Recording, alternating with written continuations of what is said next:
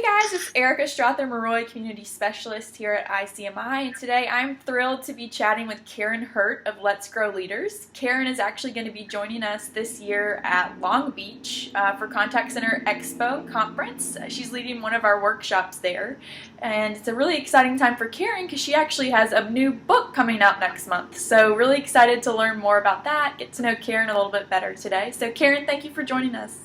Thanks so much for having me. Awesome. Well, we'll just jump right in. I mentioned that you have a book coming out now in just a few weeks. I believe you co-authored this with David Dye, and it's called WINWELL, A Manager's Guide to Getting Results Without Losing Your Soul. So that title alone intrigues me, and I'd love to hear more about what inspired this book.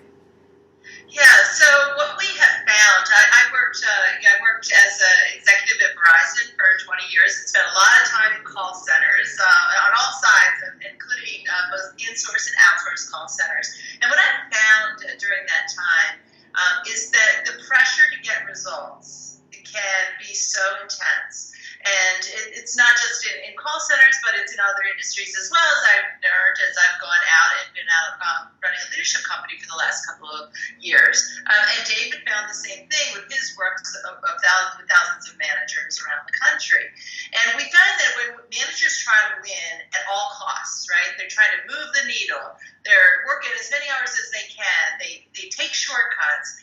And when you try to lead like that, what you find is it may work for a minute.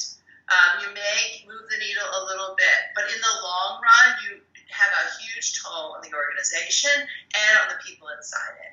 And so what we've realized is that through the way we have been leading through these over the years is that it really is a balance of having the confidence to really stretch your team and have an audacious vision with the humility to recognize that what you're doing is bigger than you and you're on an agenda, and having a balance of focusing on results and relationships. So we built a model that really talks about that, but then the rest of the book is all about really practical ways to make that happen. How do you do that when you have very limited time to take people offline? How do you run efficient meetings so that people actually want to attend? Those kinds of things. So what inspired us was to create what we believed was such an important philosophy, but then to give people tactical tools so they could actually execute it in their organizations. That sounds awesome, and it sounds certainly very relatable for all the contact center leaders out there, so I'm looking forward to checking that book out. Thank you. Yeah, so you already touched on this. Management is not easy, but it seems to be particularly difficult for call center managers these days. It's kind of a balancing act. They're getting pressure from all sides. So do you have just a couple of simple tips to help contact center managers drive better performance among their teams? Yeah, so absolutely. And first of all, I absolutely believe that the call center manager job is one of the most difficult jobs that there is, right? You're getting tremendous pressure from the customers and really wanting to create a best-in-class customer experience. And you're also getting the pressure to have all the efficiencies and the quality that you need at the same time, and in a very fast-paced and often rapidly changing environment. So I get it. It's tough. And so it's really important in that world to keep things as simple as you possibly can because it's so complex. So one of the things we talk about in our book is focus on the game, not the score. And what I mean by that, and what I find in call centers is people tend to want to focus on talking about the metrics. Oh, we need to get to 94% NPS, or we need to get to 540 AHT. And so they coach to their team and they coach to their individuals about these numbers, and that does no good. That's like saying you're going to improve your blood pressure by continuing to take your blood pressure every day. That's not going to fix it. What's going to fix your blood pressure is eating more healthy, right? Exercising. So what you need to do at a call center is to say, okay, what are the one or two behaviors that if we focused on these would move those metrics? And make sure that you're always speaking to the behaviors, not the number. So for example, I was working with a call center, and one of the major things was they had a lot of repeat calls. As we dug underneath that, we were finding that the agents were not answering the phone with confidence. And so the customer would hear a lack of confidence, they'd hang up and call back. And so we focused on that behavior only for 2 weeks. We said,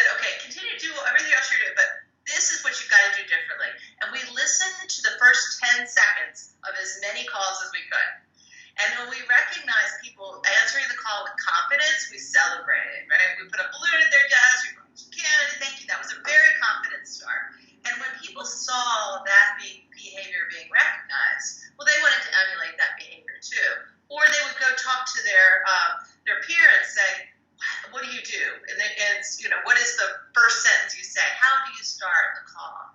So I think that's the first one. Focus on the game, not the score. Another is making sure that you are being crystal clear in your expectations.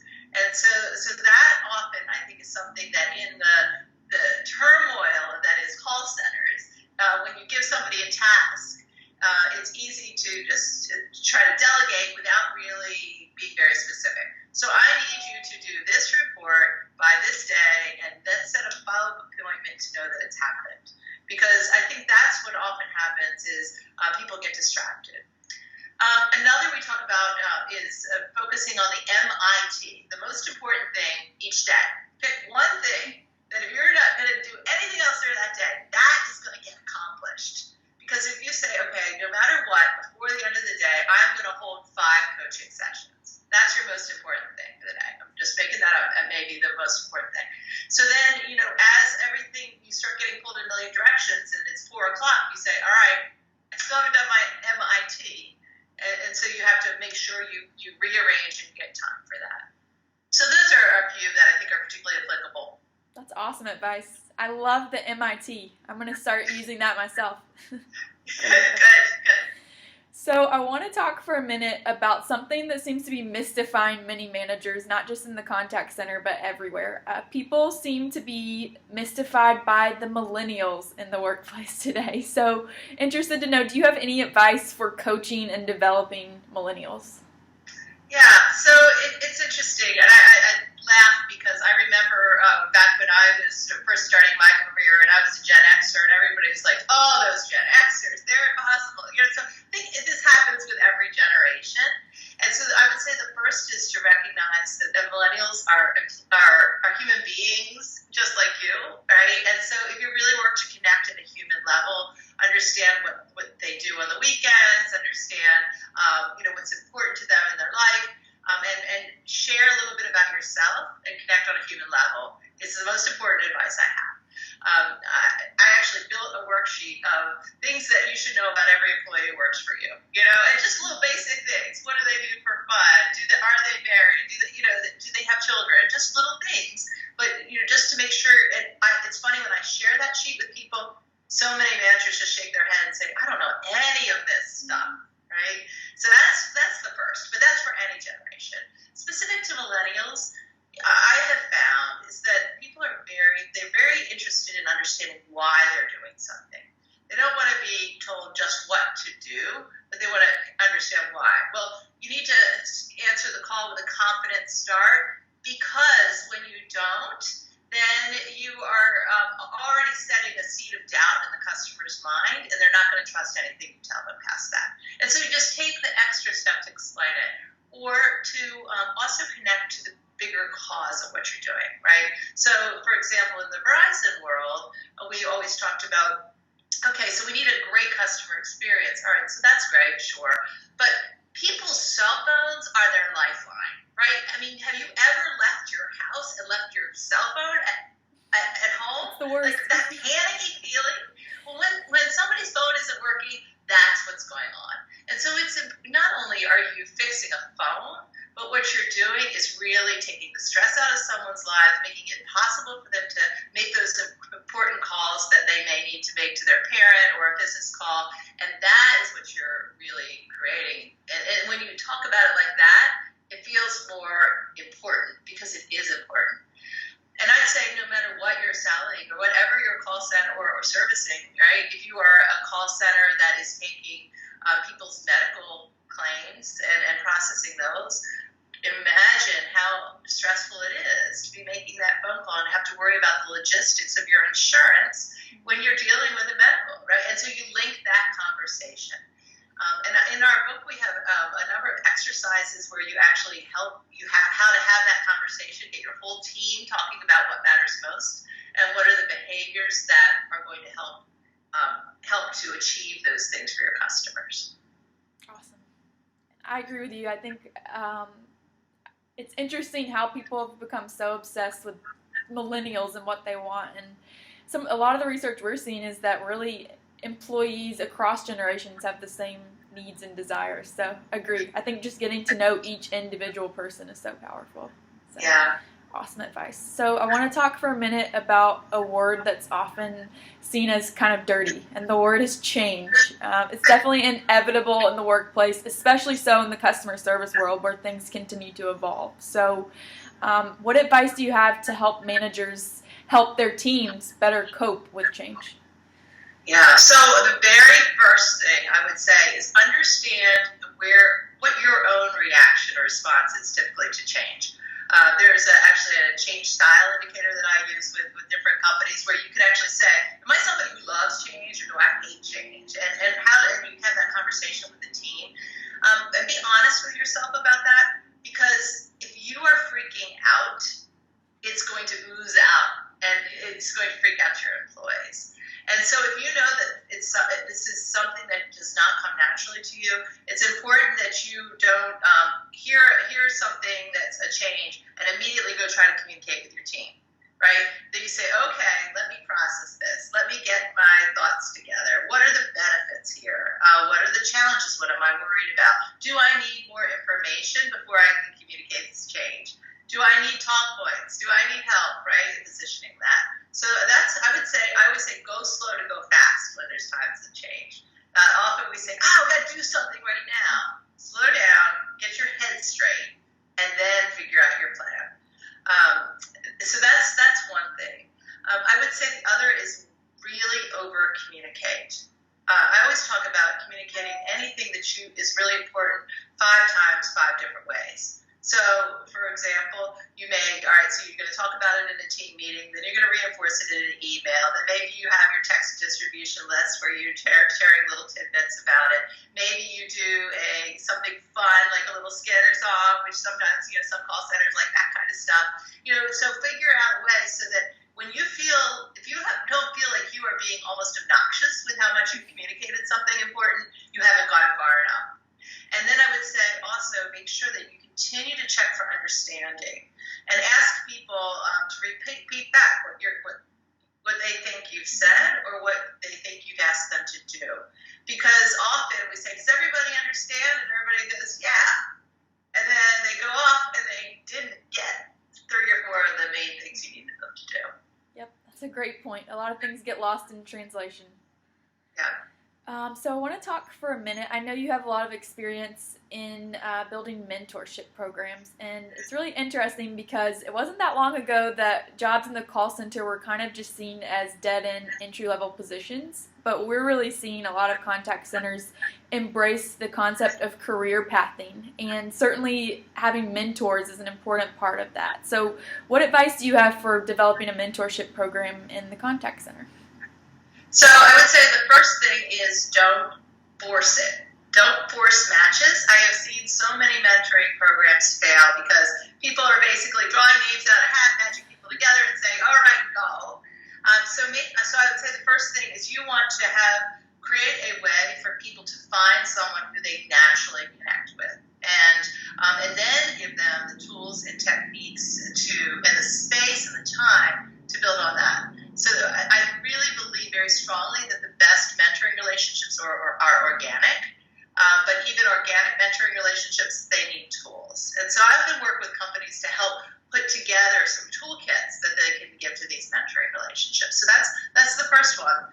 The second is I would say consider some alternative mentoring models because often it's difficult to maintain the one-on-one, and if somebody's a lousy mentor or somebody's a lazy mentee, it doesn't work so well.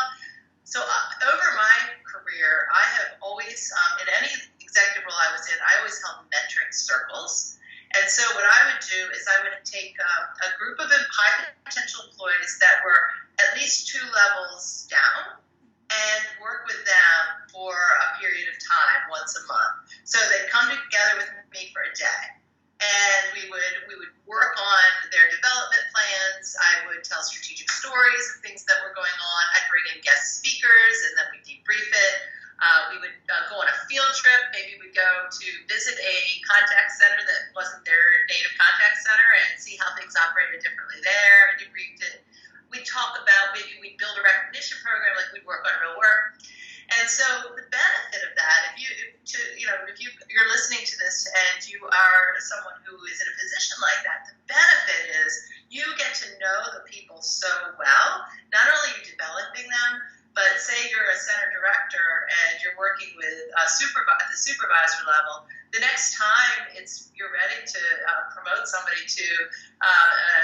an operations manager or whatever that middle level is for you, you already really have worked with the people, and it's not just an interview anymore. And so I found I built huge bench strength by doing that. And then I also found that I was getting calls from the other center directors all over the country asking me for my talent because they knew the talent had been developed and then when they were ready to promote. And so, yeah, I lost them, but they were promoted. And so that, that's all part of leaving a legacy when you're a leader. And then the other fun thing I would say is having a speed mentoring session. And this is a way you can either use to try to get people to find the right mentor if you're about to start a program, or just to say, we're just going to do it for one day, we're going to do speed mentoring. And it's like speed dating, but you have several people, and you just space them around the room, and then you have folks who would be mentees spending like 20 minutes with each person and then rotating. And they come with their questions, and it's often fun to do that with across disciplines. So maybe you want a sales director, a customer service director, a human resources director. Those could be the mentors. And then maybe you have a service rep or an agent going through and getting the perspective. Powerful day. I love that. That is so creative. That would be a great activity for Customer Service Week, too. I was just thinking that, or even at a conference sometime you could even do something like that. I'm gonna run that by our team. I love that. Thank you, Karin. So I have one final question for you, and this one is about trust. I've read a couple of your articles around the concept that employees aren't always totally honest with their managers, and I think they're afraid to be. So do you have any advice to help foster open communication in the contact center? Yeah, this is one of the main things that I really worry about and work on with leaders, because if you don't have a foundation of trust, you're not going to have employee engagement, and you're not going to have customer satisfaction. And that is, when trust is broken, everything else is very hard to focus on. So I would say the first is, I say trust them to trust you. And what do I mean by that? Well, if you don't trust your employees and you treat them like you don't trust them, then they are not going to trust you either. And so it's a matter of giving people the benefit of the doubt, sharing more information, not stuff that you've been told you can't, but there's a lot more you can usually share with your agents than people do. And so I would say treat people with deep respect, and they will be more likely to treat you with respect.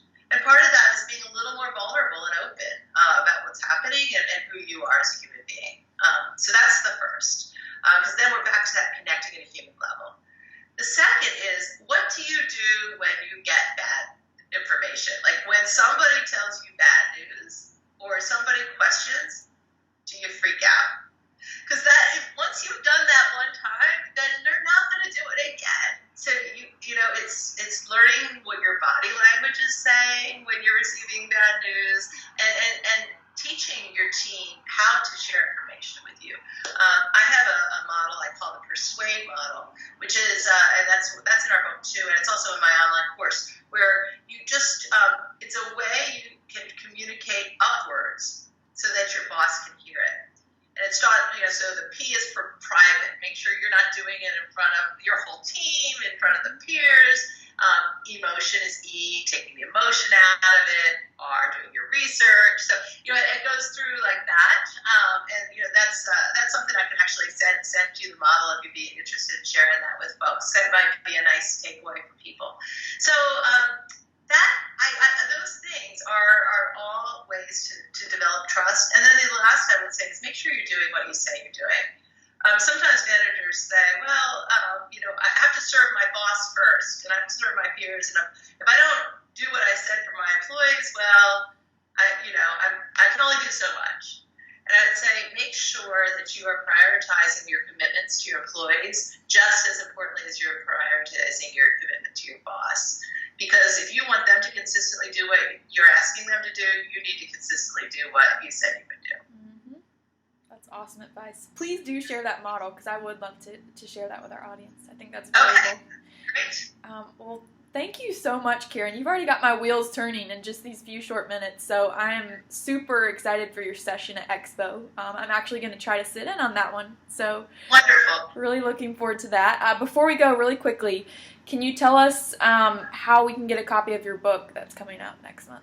Yes, yes. So it is available now for pre-order on Amazon, and as I've learned, on Barnes & Noble, it's already shipping, which is exciting. Our website, though, if you want to download a free chapter, a couple free chapters actually, you go to winningwellbook.com, and there is a trailer that explains the book, and you can just, it says sample a chapter, and you can download the chapter and see what it's all about. Excellent. So I will include a link to that in this post, as well as a link to check out more information about your session at Contact Center Expo and Conference. But once again, thank you so very much for your time today, Karin, and we are really excited to have you at Contact Center Expo and Conference in May. Thank you so much. Looking forward. Thank you, Karin. Have a great day.